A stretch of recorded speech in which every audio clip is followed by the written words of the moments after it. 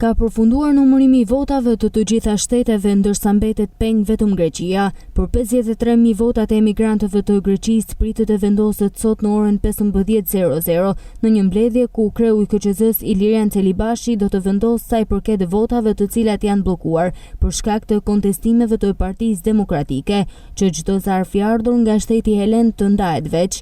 Në total janë numëruar 145.441 zarfe nga 194.889 dhe mbeten pa u numëruar 53.000 zarfe nga Greqia. Me 12 qarqe që u numëruan nga diaspora nuk kemi ndryshim mandatesh. Partia Socialiste mbetet me 83 mandate në rang vendi. Partia Demokratike me aleatët ka pësuar një rënje drastike me 50 mandate nga 63 që kishte në vitin 2021. Partia Social-Demokrate merr 3 mandate, 2 Partia Mundësia Agron Shehajt dhe nga një mandat Lëvizja Bashke Arlin Qorit dhe Nisma Shqipëria Bëhet e Adriatik Lapajt.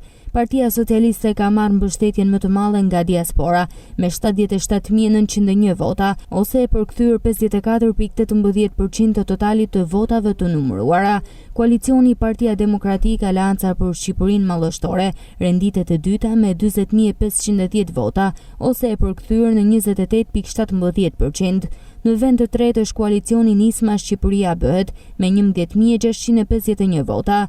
Partia Mundësia ka marrë 5.358 vota, ndërsa Lëvizja Bashk ka siguruar 3.848 vota. Partia Social-Demokrate ka marrë 1.947 vota. Partia Socialiste ka fituar bindshëm edhe me votën e diasporës, ku kryeson në 10 qarqet e vendit dhe me fitore të thellë.